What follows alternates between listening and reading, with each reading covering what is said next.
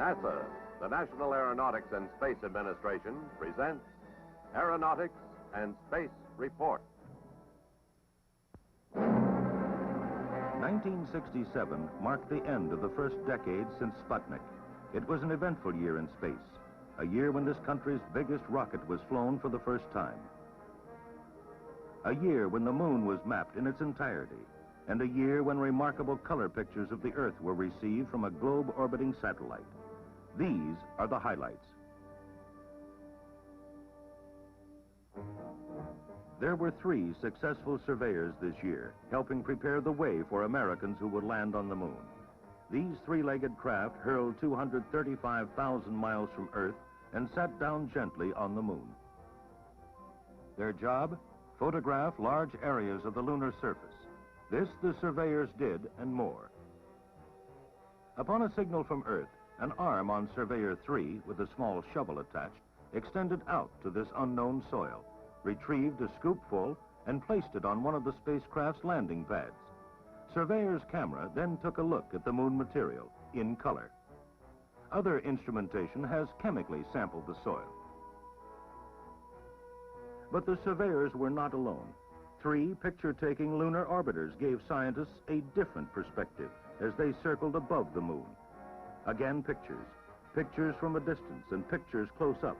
Pictures revealing the lunar surface in remarkable detail. The kind of detail needed before men land there.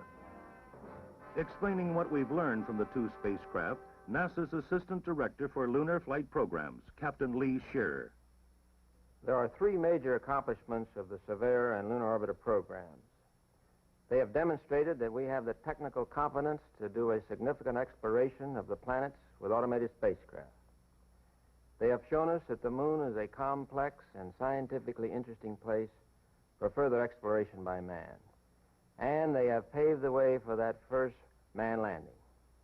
This will be accomplished along the equatorial belt of the moon. In this zone, the 8 smoothest sites have been selected from orbiter photography. Into 4 of these, surveyors have landed. The next step is that historic moment when man first sets foot on the lunar surface. It will be a launch vehicle like this Saturn V that will one day boost astronauts toward the moon. In this important first flight test on November 9th, all systems worked flawlessly. Separations occurred as programmed. Stages untried in space fired on command. Shown here in animation, the all-important re-entry to duplicate a return trip from the moon. It, too, exceeded its requirements. The spacecraft skipped in and out of the Earth's atmosphere to slow it down, blazing in at nearly 25,000 miles per hour, simulating a lunar return. Finally, a landing in the Pacific within sight of recovery ships. A textbook flight from liftoff to splashdown. Saturn V and its million component parts worked, and worked well. 1967 was a year when 3 astronauts were lost during a ground test of the Apollo Command Module. Since then, the spacecraft has been redesigned. A quick opening hatch for emergency exits, special covers and guards for panels, fireproof containers for potentially flammable materials, and new electrical circuit designs. The new Apollo spacecraft is ready, and so are the men who will make the first flight. Astronauts Schirra, Cunningham, and Isley.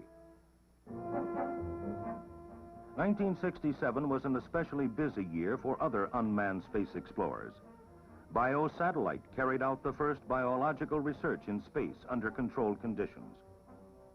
13 experiments were chosen to study how various life processes are affected by the space environment. These earthly space travelers included frog eggs, wheat seedlings, wasps, and flower beetles. The main objectives of the mission were to study the effects of weightlessness and radiation upon living organisms. After 2 days in space, the biosatellite capsule re-entered the Earth's atmosphere, was snatched in midair by plane, and rushed to Hawaii to waiting scientists. It was learned from the flight that several types of plants are dependent upon a continuous gravity field. However, most of the data from the various experiments, including those for radiation, are still being studied. 3 observatory-type spacecraft were launched during the year. This is OGO, Orbiting Geophysical Observatory. In addition to giving scientists a better understanding of interplanetary and galactic space, OGO's many experiment hours of data may eventually unlock some of the mysteries of the Earth's environment. 2 spacecraft in the Orbiting Solar Observatory series are studying the Sun and its influence on the Earth. The Sun is the nearest star to our planet, and the only one we can study in detail.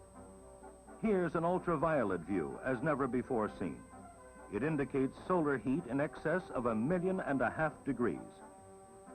Orbiting solar observatories will also serve as watchdogs for future space travelers, enabling those on the ground to advise astronauts of solar activity, warning them when they should come in out of possibly hazardous solar storms.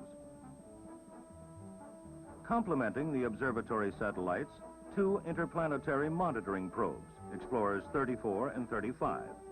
They too are part of a solar flare prediction capability to aid the lunar landing program. They are also reporting on the magnetosphere, which protects the Earth from radiation. The reliable Atlas Agena launch vehicle was used this year to launch the 2nd and 3rd in a series of 5 applications technology satellites. The spider-shaped spacecraft are being used to test out experimental systems for improving weather forecasts, radio, television, and communications of all kinds. Up till now, airplanes flying over mid-ocean have been out of radio range for periods of an hour or more. With ATS technology, airlines can keep in touch at all times. And will you give us your latest ETA for London? Clipper 162, this is Goddard Test Control, over. Goddard Test Control from Clipper 162. Roger. Loud and clear, a perfect signal. This conversation between a Pan Am jet pilot and mainland United States took place when the plane was halfway from New York to London. The communication traveled from the ground to the satellite and finally to the airplane. ATS can also relay color TV and multiple telephone calls from around the globe. Color pictures of the Earth show the changing cloud pattern over the world for an entire day, giving weathermen a view in color of developing storms. While the ATS were checking out possible advanced application systems, NASA launched 6 more operational satellites, 3 ESA satellites for the Weather Bureau, and 3 Intelsat spacecraft for the Communications Satellite Corporation. On June 14th, a 540-pound spacecraft called Mariner was launched toward the planet Venus. After traveling through space for nearly 3.5 months and covering a distance of 219 million miles, Mariner 5 flew by Venus. The highly successful Mariner transmitted data about the Venusian atmosphere, ionosphere, magnetic fields, and the energy levels of cosmic rays. In Pasadena, the director of the Jet Propulsion Laboratory talked about the results. Here's Dr. William H. Pickering. On October 19th of this year, Mariner 5 flew past the planet Venus at a distance of about 2,500 miles above the surface. This was the second successful Mariner mission to the planet. The path of the Mariner is shown by this model.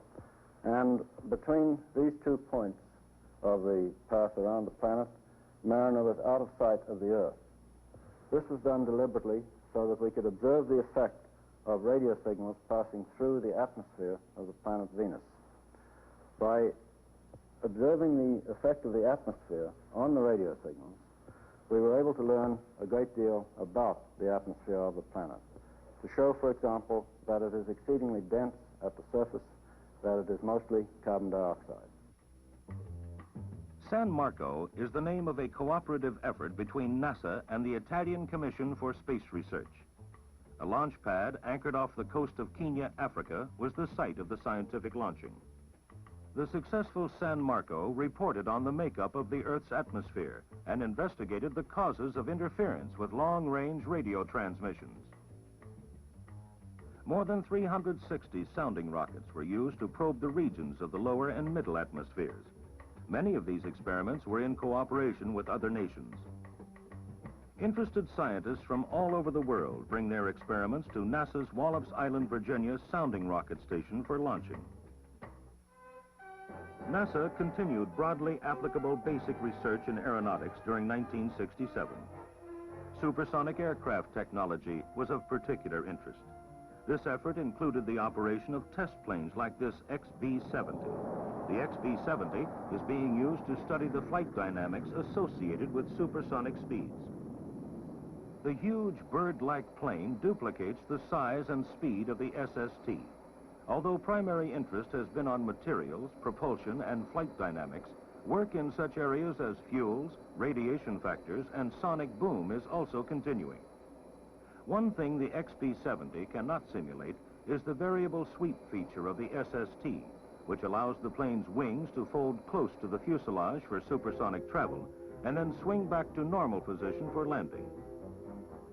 The F-111 can, however, and NASA is using this plane to provide much of the experience needed to study the variable sweep characteristics of supersonic transports. To study speeds in excess of 3,500 miles per hour, the hypersonic X-15 rocket airplane is used. The usual jet black X-15 took on a new appearance this year, as it was painted with a special ablative coating to withstand the searing heat beyond Mach 7. On October 3rd, Major William Knight set a new speed record with the newly painted rocket plane, 4,534 miles per hour. As usual, the X-15 is carried aloft by a giant B-52. When the desired altitude is reached, the X-15 drops away and maneuvers on its own. Major Knight and all the test pilots at the Flight Research Center mourned the recent death of Major Michael J. Adams in a fatal crash of one of the X-15s, the first fatality since the program began in 1959. A so-called HL-10 lifting body was successfully tested this year at the Flight Research Center. Lifting body craft are being studied as one possible means of flying future spacecraft back to Earth after a mission, rather than parachuting into the ocean. Their stubby design will allow an astronaut to maneuver his spaceship back through the Earth's atmosphere and then land like a conventional airplane. Jet aircraft noise is a national problem. NASA's effort as part of a nationwide program with other government agencies and industry is threefold. While studies are going on to improve existing engines, the Lewis Research Center in Cleveland is designing a completely new engine, designed to be quiet. Across the country, at NASA's Ames Research Center in California, a specially instrumented jet is being operated in a way to decrease the ground exposure to noise. This involves flying the plane in at a steep approach and letting the distance reduce the noise on the ground. Eventually, all the known noise control techniques will be combined in an effort to produce a truly quiet engine. Surveyor, Lunar Orbiter, Mariner, OSO, Explorer, Biosatellite, XB-70, Saturn V. Aeronautics and Space Highlights in 1967, a year of continued research and exploration.